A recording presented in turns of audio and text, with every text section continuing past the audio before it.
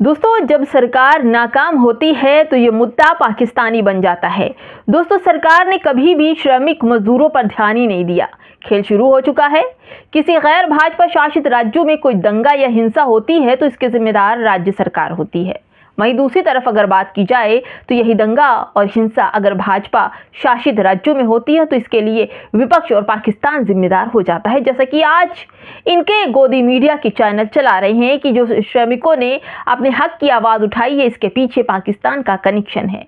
दोस्तों, ये मीडिया के सामने ही इंडिया टीवी ने यह खबर चलाई थी और इंडिया टीवी के ही दफ्तर पे तमाम जो श्रमिक मजदूर थे सुबह से आकर धरना दे रहे हैं इंडिया टीवी पर। वहां के लोग बौखला गए हैं, रिपोर्टर सारे। अब दोस्तों, नोएडा में पिछले कई दिनों से निजी कंपनियों के शोषण और वेतन वृद्धि को लेकर कर्मचारियों में शांतिपूर्वक धरना प्रदर्शन कर रहे थे। कोई न लाव था, न लपेट था, न शोर था, न गुल था, लेकिन न सरकार का कोई नुमाइंदा उनकी बात सुनने के लिए आया और न ही वहां के डीएम के कान में कोई जू रेंगी, क्योंकि भैया ये सब गरीब मजदूर है और गरीब मजदूरों का यहाँ पर कोई बोलबाला ही नहीं। लेकिन जैसे ही कर्मचारियों का सब्र टूटा, बांध टूटा उनका, और फिर वहां लग गई फोर्स और फिर बहस तेज हुई और इसके बाद जो हुआ वो आप लोगों ने देखा। उसके बाद पुलिसकर्मियों के बदतमीजी करने और मारने की वजह से ये हिंसा बढ़ जाती है और इसमें तोड़फोड़ और आगजनी होती है। जब भीड़ हजारों में हो तो उनके साथ दुर्व्यवहार ठीक नहीं होता है दोस्तों, और ऐसे में पुलिस वालों ने उनको कंट्रोल करने की कोशिश की और उसके साथ हाथापाई हुई।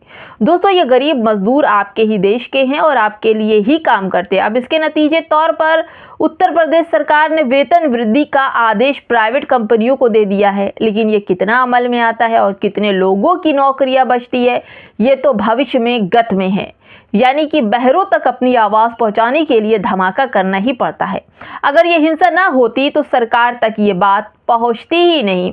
यानी मजदूरों का लगातार शोषण होता रहता, लगातार इनके साथ वही रवैया अपनाया जाता, वही व्यवहार होता रहता जब तक ये धरना प्रदर्शन और शोर नहीं मचाते। हमारी मीडिया इसीलिए विश्व में नीचे टॉप पर है, क्योंकि दोस्तों यह खबर चला रही थी सरकार के पक्ष में।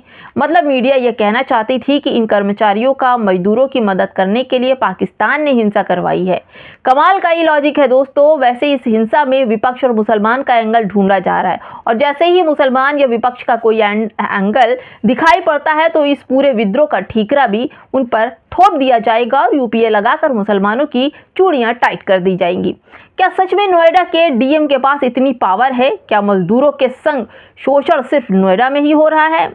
क्या ये कदम दूसरे शहरों के मजदूरों के नहीं उकसाएगा? दोस्तों, अभी हाल ही में आपने देखा था गुजरात में पावर पॉइंट, अंबानी के पावर पॉइंट, अडानी के पावर पॉइंट पे किस तरह से मजदूरों ने सैलरी को लेकर आतंक मचाया था, ये आप लोगों ने देखा था। क्या राज्य सरकार और उनके कड़े कानून नहीं बनने चाहिए? लेबर लॉ तो बनाए गए हैं, तो फिर राज्य सरकारें इन कंपनियों के सामने इतने पंगु क्यों मानी जाती हैं? अगर डीएम साहब के पास इतनी शक्ति थी तो पिछले कई दिनों से शांतिपूर्वक धरना प्रदर्शन कर रहे मजदूरों से मिलने क्यों नहीं आए थे? क्यों उनको धूप में तड़पते भूखे प्यासे बैठने दिया? क्यों हिंसा भड़कने का इंतजार कर रहे थे? क्या लगता था कि ये कंपनियां 10,000 की जगह 18,000 देने को राजी हो जाएंगी? दोस्तों, ये सब सोची समझी साजिश है मजदूरों गरीबों को दबाने के लिए, और सरकार अपनी नाकामियों का ठीकरा गरीब मुसलमानों पर थोपने के तैयार है। क्या इन मजदूरों की नौकरी सुरक्षित रहेगी? क्या यह उपाय किया जा रहा है कि डीएम साहब ने जो कुछ कंपनियों के मालिक उन्होंने जो भी उनसे कहा है वो होगा? भारत में बेरोजगारी कितनी ज़्यादा है दोस्तों। 10,000 पर नौकरी करने के लिए दूसरे लोग आसानी से मिल जाएंगे। ये 18,000 मांग रहे हैं ना। बेरोजगारी का ये आलम है दोस्तों। 82 करोड़ लोग जो हैं वो 5 किलो राशन पर जिंदा है। ये मामला बेहद उलझा हुआ है, ये विषय बेहद जटिल है। इस विषय पर काफी विवाद और विचार भी चल रहे हैं, चर्चा करने की जरूरत है। बाकी कोई भी प्राइवेट कंपनियां ऐसी नहीं है जो कर्मचारियों का शोषण न करती हों। प्राइवेट कंपनियों का पूरा सिस्टम ये अधिकतम लाभ पर टिका हुआ है दोस्तों। अगर प्राइवेट कंपनियां मजदूरों का शोषण ना करे, जातिवाद ना करे, खून न चूसे, तब तक उनकी कंपनियों का बोलबाला नहीं होता। यही अडानी ग्रुप में है, यही अंबानी ग्रुप में है, यही तमाम जो ग्रुप है सब में यही है।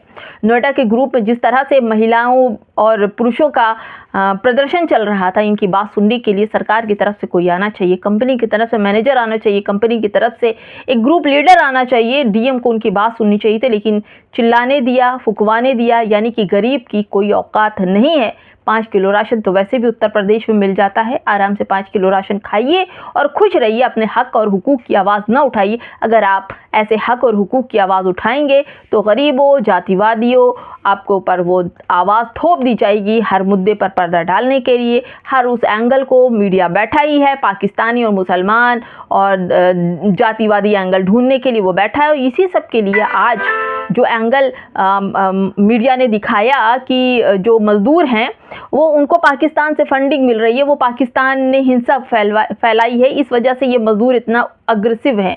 तो क्या हुआ, फिर मज़दूर पहुंच गए इंडिया टीवी के नीचे, पहुंच गए गेट के पास, धरना प्रदर्शन शुरू कर दिया। तब बिलबिलाहट हुई कि अब तो ये तो यहाँ तक पहुंच गए, अब क्या होगा।